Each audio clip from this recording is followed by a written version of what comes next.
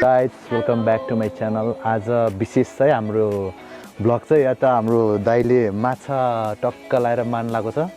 मारिसकेको छ अब खुर्काउँदैछौँ यसरी खुर्किन्छ अस्ट्रेलियामा यो चाहिँ है जनताहरू यता छ इन्क्लुडिङ मी दाइले चाहिँ कसरी सिक्नुभयो दाइ यो यस्तो कडा गर्न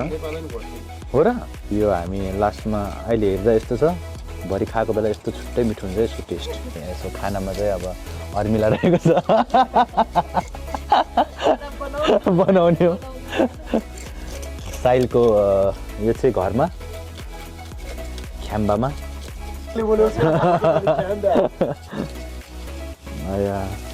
कसैले माछा खानु मन छ भने मेरो भिडियोबाटै खानु होला इन्जोय गर्नु होला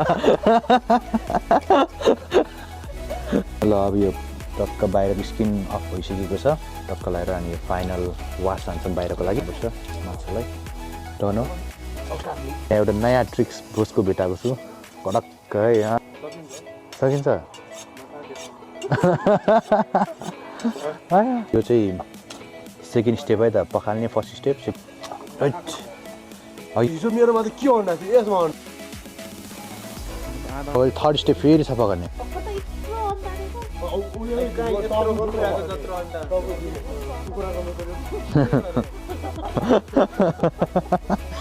त्यसको यत्रै हो नि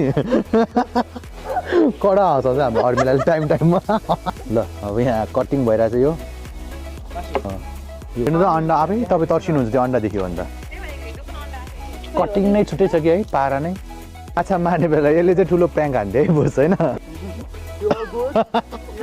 लास्टमा चाहिँ माछा चाहिँ यहाँबाट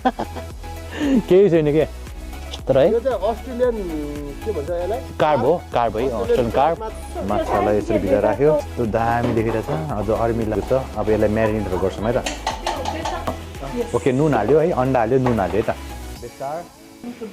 ओके अब यसलाई म्यारिनेट गर्ने अनि त्यसपछि यसरी मोल्ने है त गाइजहरू किन भन्दा यो बिस्तारै मोल्नुपर्छ हड्डी न हड्डी छ हैन if you like to use gloves you can use it हैन because we Nepalese people never use gloves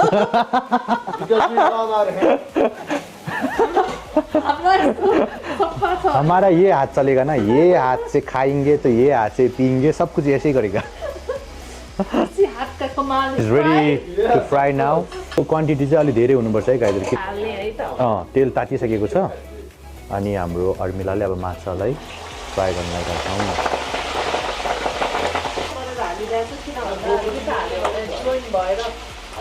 तासिन्छ है तासिन्छ ओके हाम्रो मासु चाहिँ क्रिस्पी हुँदैछ है यो राख्नुको रिजन चाहिँ तेलहरू सोसियोस् भनेर है अब यसो राखेको छ तिम्रो बारेमा सोधौँ न त तिमीलाई चाहिँ यस्तो कुकिङहरूमा पहिल्यैदेखि इन्ट्रेस्ट हो कसरी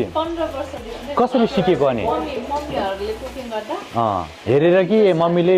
यस्तो देखाउनु भएको यस्तो गर्नुपर्छ यताति क्वान्टिटीहरू चाहिँ कसरी सिक्यो लाइक हो हेरेरै पोस्टमा चाहिँ मैले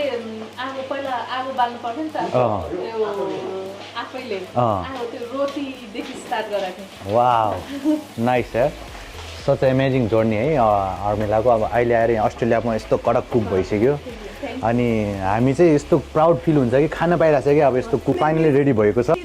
वाउ मारेको माछा खाने चाहिँ अब हामी सबजना मिलेर खाने हो फाइनली हाम्रो माछा रेडी भइसकेको छ अब हामी यो माछाको लागि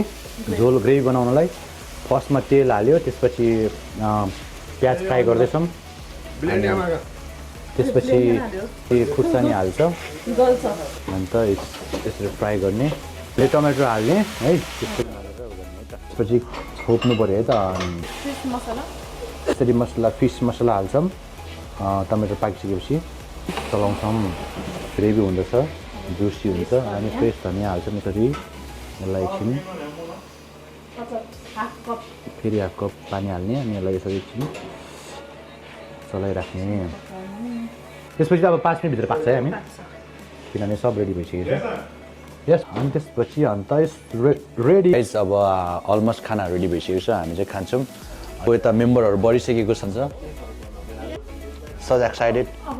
डर लाग्छ नि त पहिला अब नयाँ अब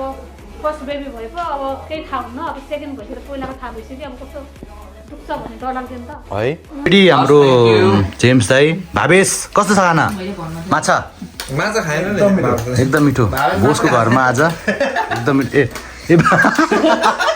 माछै नखाएको मान्छेले माछा कस्तो भनेको एकदम मिठो रे कि फेरि कस्तो दाम मिठो भएछ थ्याङ्क यू यार अब त मलाई त त्यो पर्तल गरेको हुन्छ एउटा एउटा के अरे मजासी मुभीमा त्यो ब्रह्मानन्दलाई भएरै मार्नु थ्याङ्क यू अर्मिला एकदम मिठो भएछ है कसले काट्ने मासु कत्रो ठुलो है खायो पेट सेट फुलियो थ्याङ्क यू सो मच हाम्रो बोसलाई अनि त्यसपछि यता रहेछ अनिस भाइ thank you so much boss thank you so much भात सात खायो पेट सेट फुल्यो थ्याङ्क यू सो मच गाइजहरू इन्जोय जेलिसियस त गाइजहरू आयो त see you in the next vlog subscribe गरेर नबिर्सिनु होला